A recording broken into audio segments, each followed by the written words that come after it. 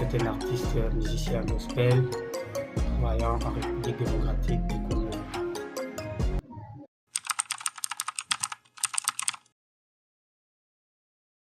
En fait, j'ai commencé la musique il n'y a pas longtemps, c'est en 2018 si je peux bien commencer, si je peux bien les souvenirs.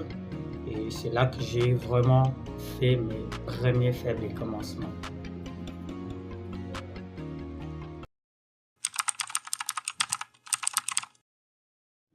En fait, je suis musicien parce que d'abord la musique c'est une vocation dans le cœur, c'était une charge et cette charge s'est imposée et je me suis plongé à étancher cette soif qui était servie le Seigneur par les chants, par la musique parce que j'étais tellement persuadé par ceux qui chantaient d'abord avant moi.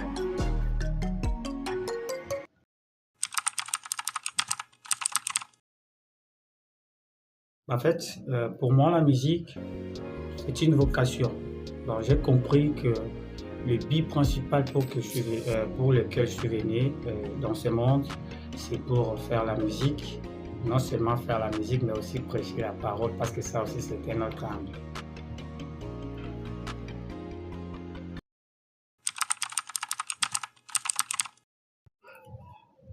Ouais, la première chanson que j'ai composée s'intitule « Ouvre mes yeux ». C'est juste une chanson qui dit au Seigneur, ouvre mes yeux pour que je voie la promesse de mon Dieu.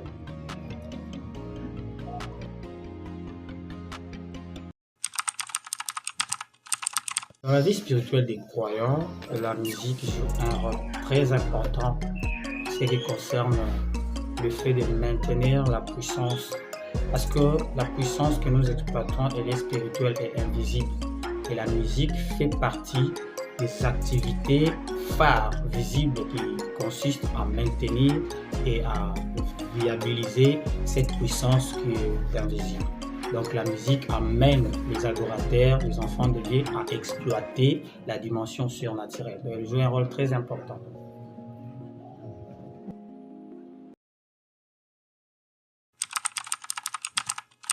Une source d'inspiration que la parole de Dieu pour nous chrétiens.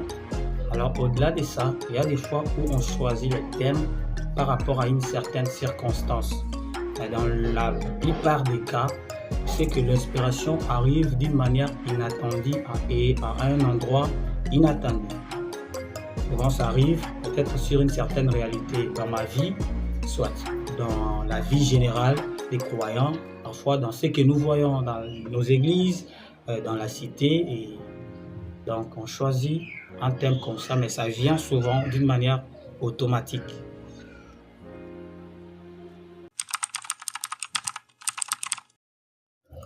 Bon, comme responsabilité étant qu'artiste et musicien, la première des choses c'est que ça dépend toujours de la circonstance et du moment où, étant qu'artiste, je suis utile, ou soit les gens veulent m'utiliser. Il y a des fois où je dois plonger les enfants de Dieu dans une profonde adoration. Il y a aussi des moments où je dois créer une certaine atmosphère, ambiance, des choix, ainsi de suite. Ça dépend de la circonstance. Ça, ce sont des défis que je dois relever tant qu'artiste chaque fois que je serai devant une circonstance. Par exemple, une fête, je dois plonger les gens dans l'ambiance de la joie. Si par exemple c'était un moment d'adoration, prière, ainsi de suite, je dois mener le peuple de Dieu dans une certaine dimension de l'adoration, n'importe quand, n'importe comment. Soit d'une manière directe, soit par mes cantiques qui sont déjà enregistrés, qui sont disponibles sur les réseaux. Et par rapport aux défis que nous rencontrons, c'est amener les gens à nous croire. Ça, c'est pas facile. C'est un grand défi pour convaincre les gens que réellement nous sommes appelés de Dieu et ce que nous sommes en train de faire, c'est Dieu qui nous a commissionné à faire. Alors c'est ça le défi que nous avons à relever, amener les gens à nous croire.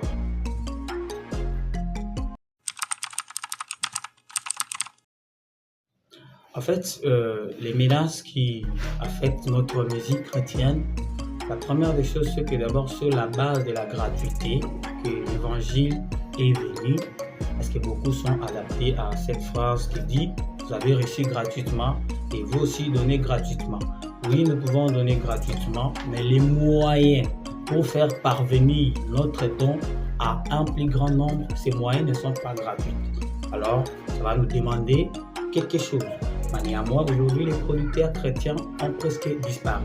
Surtout plus dans notre cercle que les gens ont créé aujourd'hui, notamment le cercle du message.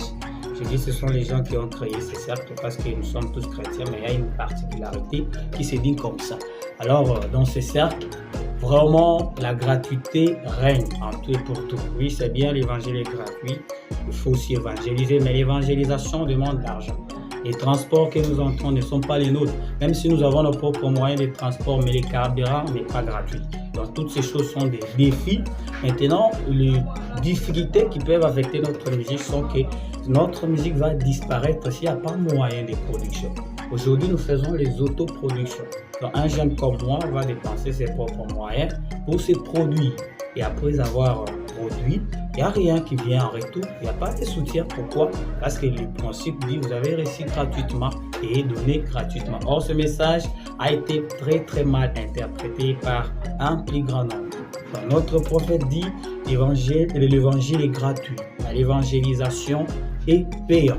Donc, il faut toujours soutenir. Mais on doit le dire sincèrement qu'aujourd'hui, vraiment, les gens qui ont cette bonne volonté de pouvoir soutenir les talents comme nous sommes, sont vraiment payés. Ils sont vraiment à compter, à compte-gouttes. Nous implorons alors c'est que s'il y a des gens de bonne foi qui puissent quand même relever ces défis pour remettre la musique chrétienne à sa hauteur.